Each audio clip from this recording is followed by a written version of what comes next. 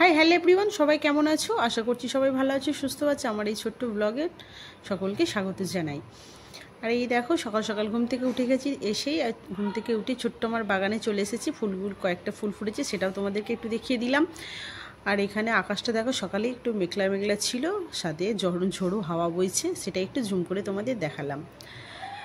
তো চলো, আজ সারাদিন কী করছি সেটাই তোমাদের সাথে একটু তুলে ধরবো। প্লিজ তোমরা পাশে থেকো, সাথে থেকো। এই যে কয়েকটা ফুল হয়েছে, একটু পরেই তুলে নেব। আর কারি পাতার গাছটা কবে থেকে বাড়ে আর না, দুটো গাছ একসাথে আছে বলে নাকি তা কে জানি। তো যাই হোক, এখানে আমি ঝাড়ু দেওয়ার কাজ শুরু করে দিয়েছি। ঝাড়ু দিয়ে নিচ্ছি, দিয়ে একটু না ঠান্ডা লেগেছে, চোখ দিয়ে জল কাটছে, তো তাই জন্য একটু গরম গরম জল খাবো। জলটা বসিয়ে দিলাম। আর কালকে তো খিচুড়ি হয়েছিল, তাই জন্য এই বড় হাঁড়িটাতে করেছিলাম, তো হাঁড়িটা একটু জায়গা মতো রেখে দিচ্ছি। বেশি বাসন আমার বের করে রাখতে একদম ভাল লাগে না, একদম লিমিটেড আমি বাসন ব্যবহার করি। তারপরে যা লাগে, যতটা প্রয়োজন নিই, আবার আমি সাথে সাথে রেখে দিই। আমার জল গরম হয়ে গেছে, তো একটু বসে খাবো। আর কালকে হচ্ছে আমান ভিজিয়ে রেখেছিলাম, মেয়ের জন্য একটু ছাড়িয়ে দিচ্ছে। আর আমরা ছাড়াবো না, এমনি খেয়ে নেবো। একটু ডিম সেদ্ধ করতে দিয়েছি, কালকের আর দুধ রাত্রিরে খাওয়া হয়নি, সেটাও রয়ে গেছিলো, সেটাও গরমে বসিয়ে দিলাম। দিয়ে এখানে মেয়ে ঘুম থেকে উঠে গেছে। মেয়েকে বললাম, একটু বেলাই উঠেছে মেয়ে ঘুম থেকে, তো মেয়েকে বললাম যে একেবারে তুমি ব্রাশ করে স্নান করে নাও। তো তাই ও রেডি হয়ে গেছে। আর মেয়ের মাথায় একটু তেল দিয়ে নেব, যেটা আমার নিজস্ব তেল বানানো আর কি। আর এটা হচ্ছে সকালে খাবার জন্য। একটু হলুদ নিয়েছি, আমলকি নিয়েছি, আর কাঁচা আদা, যেটা একটু একটু করে সবাই মিলে শরীরের জন্য খুব ভালো খেলে পারে। তো আমলকি, কাঁচা হলুদ আর আদা মেয়েকেও একটু দিলাম, নিজেও খাবো, হাজব্যান্ডকেও দেবো। তো এইভাবে প্রতিদিন সকালের আর কি ঘুরিয়ে ফিরিয়ে খাওয়া হয়। কখনো চিয়া সিড ভিজিয়ে, কখনো হচ্ছে মানে রোজ রোজ তো আর আমলকি, একটা গোটা গোটা আমলকি খেলে ভালো হয়, কিন্তু সকাল সকাল টক জিনিসটা খাওয়া যায় না। এক জুস হলে ঠিক আছে। তো যাক, এই যে মেয়ের জন্য আমি তেলটা বানিয়েছিলাম, এটা হচ্ছে আমার নিজস্ব আর কি। মেয়ে তখন মাথা দিয়ে চুল ঝরতো, মেয়ের জন্য আমি বানিয়েছিলাম। তেলটা এত ভালো, মেয়ের আর একটাও চুল ঝরে না। মানে এতে আছে কালো জিরে, হচ্ছে মেথি, জবা ফুলের পাপড়ি, তারপরে হচ্ছে অ্যালোভেরা, পেঁয়াজ, মানে যা প্রয়োজনীয় আর কি চুলের জন্য, সেই সব দিয়ে তেলের সাথে আমি ফুটিয়ে, নারকেল তেল ফুটিয়ে রেখে দিয়েছিলাম। সেটাই মেয়েকে মাথায় মাখাই। আর এই যে মেয়ে খাচ্ছে, যেহেতু আমলকি আছে তো একটু সাবার লাগছে, চেঁচাচ্ছে। সাথে যেহেতু একটু আদার টুকরোটা থাকে, অতটা বোঝা যায় না। তো আমরা যেহেতু বড়, আমাদের অসুবিধা না, কিন্তু বাচ্চা তো আদার একটা ঝাল থাকে, তার একটা সমস্যা। তোর বাবাও খাচ্ছে, আর আমি নিয়ে নিলাম। আমার জন্য একটু বেশি পরিমাণে রেখে দিয়েছে ওরা। তো যাই হোক, আমলকিগুলো একটু ফ্রিজে থাকলে তবু কয়েকদিন ভালো থাকে, বাইরে থাকলে এত তাড়াতাড়ি শুকনো হয়ে যায় না। তো আমিও স্নান টান ছেড়ে নিয়েছি, নিয়ে আমি গোপুসোনাদের স্নান করিয়ে, ভোলানাথদের স্নান করে পুজো দিয়ে দিলাম। আজকে গোপুসোনাদের খেতে দিয়েছি বাদাম ভাজা। আমি ঘুরিয়ে ফিরিয়ে দিই, কখনো আমন্ড দিই, কখনো কাজু বাদাম, কখনো চীনা বাদাম। আজকে চীনা বাদাম দিয়েছি, ছোলা দিই, মানে এইভাবেই ঘুরিয়ে ফিরিয়ে। তারপর কোনো দিন খেজুর, যখন যেটা মনে হয়, ফল তো থাকেই, যখন যেটা মনে হয় সেটা দিয়ে আমি ওদেরকে খেতে দিই। তো যাই হোক, এই যে পুজো দেওয়া হয়ে গেল, সেটা একবার আপনাদের সাথে দেখাচ্ছি। রাধে রাধে সবাই মিলে একবারে বলুন। রাধা মাধব যেন সকলকে ভালো রাখে, সুস্থ রাখে। এই যে সকাল সকাল বিরাট কাজ হচ্ছে আমার, গোপুসোনাদের স্নান, পুজো দেওয়াটা। আর যে ফুলগুলো ফুটেছিল সেগুলো গোবিন্দের চরণে দিয়ে দিলাম। তারপরে চলে আসলাম রান্নাঘরে। আজকে বানাবো পাকা তেঁতুল দিয়ে মাছের ডিমের টক। বহুদিন পর খাবো, বিশেষ করে পাকা তেঁতুলের টক। আর সাথে করব এই যে মাছের মাথা নিয়েছি, মাছের মাথা একদম ঝালঝাল করে বানাবো। কাতলা মাছের মাথা, সেই যে বড় বড় পিস, জানি না কী করে ভাজবো, অনেকটা পরিমাণে তেল দিয়ে ভাজতে হবে।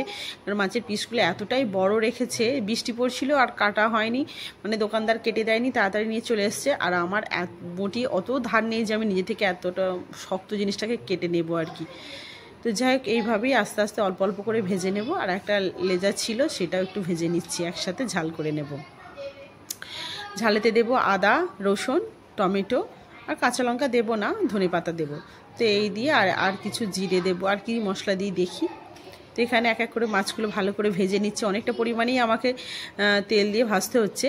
4টে মতো পেঁয়াজ নিয়েছি, 2টো পেঁয়াজ গ্রেট করব, আর 2টো পেঁয়াজ হচ্ছে কুচিয়ে দেব। আর এখানে নিয়েছি শুকনো লঙ্কা, গোটা জিরে আর সাদা তিল একসাথে মিহি পেস্ট করে নেব, সাথে আদা, রসুন আর টমেটো। দিয়ে এখানে হচ্ছে মাছটা ভালো করে ভেজে নিচ্ছি, বাকি আছে এই মাছটা ভেজে নিচ্ছি। আর এখানে গ্রেভির জন্য বানাচ্ছি। তো মশলা করা হয়ে গেছে, এখানে দারচিনি, লবঙ্গ, গোটা জিরে, তেজপাতা আর একটা শুকনো লঙ্কা ফোড়ন দিয়ে আর যে মশলাটা করেছিলাম সেটাও দিয়ে দিলাম, দিয়ে ভালো করে কষে নিচ্ছি। চারিদিকে একদম ছিটকে কি অবস্থানে হয়েছে।